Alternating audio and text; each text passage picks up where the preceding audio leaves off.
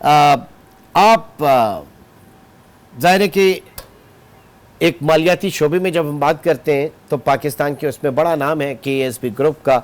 अब आप ज़रा एग्रीकल्चर साइड पे देख रहे हैं और कॉर्पोरेट एग्रीकल्चर साइड पे, सबसे पहले तो ये बताइए कि आपकी क्या ऑब्जर्वेशन है, एक एरियल व्यू अगर लें तो कितना बिगाड़ इस वक्त आ चुका है पाकिस्तान के ज़राई शोबे में। हालांकि इतनी सपोर्ट के बाद तो एक पाकिस्तान के एग्रीकल्चर सेक्टर को बड़ा बूस्ट मिलना चाहिए था। ये अमल जो है ये कोई महीनों में तो नहीं हो सकता ना ठीक, इसको तो वक्त लगता है। और ख़राब भी महीनों में नहीं हुआ है यकीनन, लेकिन जो अमूमन जो स्टैटिस्टिक्स दिए जाते हैं ये सब इररेलेवेंट है। अगर हम अपने अवाम को जो है उनकी ग़िज़ाई ज़रूरियात पूरी ना कर सकें, अगर हमें गंदम इंपोर्ट करनी पड़ती है, अगर हमें और अपनी ग़िज़ाई अजनास इंपोर्ट करनी पड़ती हैं, या अमूमन एक साइकिल आती है में टमाटर की शॉर्टफॉल हो जाती है या जो है वो प्याज की शॉर्टफॉल हो जाती है। हाँ। अगर ये सारी ज़रूरियात हमारी जो है वो आवाम की पूरी ना हो सकें तो मैं इन तमाम स्टैटिस्टिक्स को जो दी जाती हैं मैं उनको एक गैर ज़रूरी सी स्टैटिस्टिक्स समझता हूँ। बुनियादी तौर पर हमें पहले इंश्योर करना है कि हमारे यहाँ फूड सिक्योरिटी हो, और उसके लिए एक चीज़ ये जहन में रखें कि जो हमारा एक जिसे हम ज़रई इनकलाब कहते हैं 60s का, उसमें ये यकीनन सूरत हाल थी कि जो हमारी प्रोडक्शन थी वो पहली दफ़ा बढ़ी थी। ख़ास तौर पर मैक्सिपाक गंदम आने के बाद जो है गंदम की प्रोडक्शन भी बहुत ज़्यादा बढ़ी थी।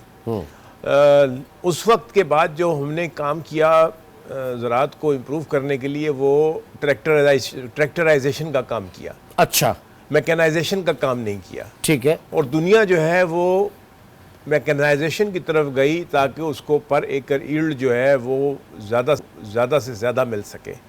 दूसरा हमारा बड़ा चैलेंज जो रहा वो, अच्छा, एक इसी पीरियड में जो आपने बात की यील्ड के हवाले से, सेम वही सॉइल है, वही मौसम है, और यहाँ हम पाकिस्तान में पंजाब को कह लें और भारत में वहाँ पे उनका जो एरिया है पंजाब का, भारतीय पंजाब का, ये बुनियादी फ़र्क जो यील्ड में पर एकड़ यील्ड में देखा गया वहाँ पर ज़्यादा है। तो क्या उन्होंने जल्दी उस टेक्नोलॉजी को अडॉप्ट किया?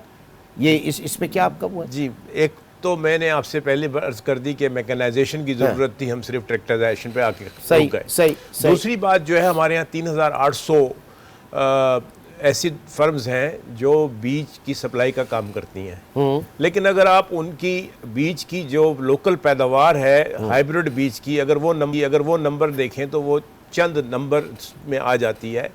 और हमारा सबसे बड़ा दूसरा मसला जिसकी वजह से यील्ड इम्प्रूव नहीं हो पाती वो अच्छे बीज की दस्तयाबी, और वो एक बहुत बड़ा मसला है।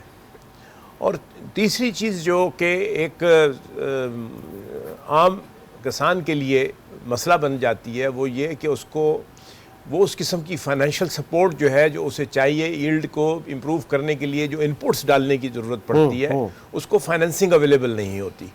चाहे बैंक साहब के पास कुछ भी कहते रहें, लेकिन आपकी पूरी एग्रीकल्चर सेक्टर की जो फाइनेंसिंग है जिसको ये 1800 बिलियन की बात करते हैं, ये उसके अशरे अशीर भी नहीं है जितनी बड़ी की फाइनेंसिंग की हमें ज़रूरत है ताकि इनपुट्स हैं उनको वक्त के ऊपर जो है वो इस्तेमाल कर सकें। ठीक है डॉक्टर साहब, आपकी नज़र में अगर बात करें इस पूरे सेक्टर की बदहाली और बिगाड़ की, तो जैसे बुखारी साहब ने कहा, आप किस तरह से उसको देखेंगे? बुखारी साहब का पॉइंट बड़ा वैलिड है कि एग्रीकल्चर की बुनियादी ज़रूरियात जो होती हैं इनपुट्स होती हैं, और इनपुट्स में आपका पाकिस्तान में अच्छी लैंड है, पाकिस्तान में जो हमारा इरिगेशन सिस्टम है that is one of the largest in the world, और प्रिंसिपली तो हमें पाकिस्तान दुनिया के टॉप 7-8 ग्रेन प्रोड्यूसर कंट्रीज़ हैं। दुनिया में बहुत कम ग्रेन प्रोड्यूसर कंट्रीज़ हैं, और ग्रेन जो है बेसिकली तो ह्यूमन फूड सिक्योरिटी का सबसे इम्पॉर्टेंट एलिमेंट है।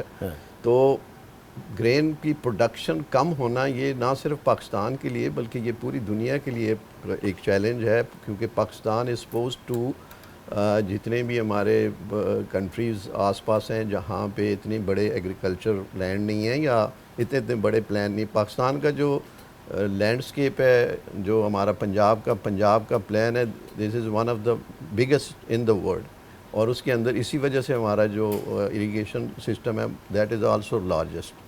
तो ये हमें मैसेज ये देता है कि जी we should not only produce for Pakistan, हमारा पोटेंशियल तो पूरी दुनिया में एक तिहाई लोगों की फूड प्रोडक्शन का होना चाहिए।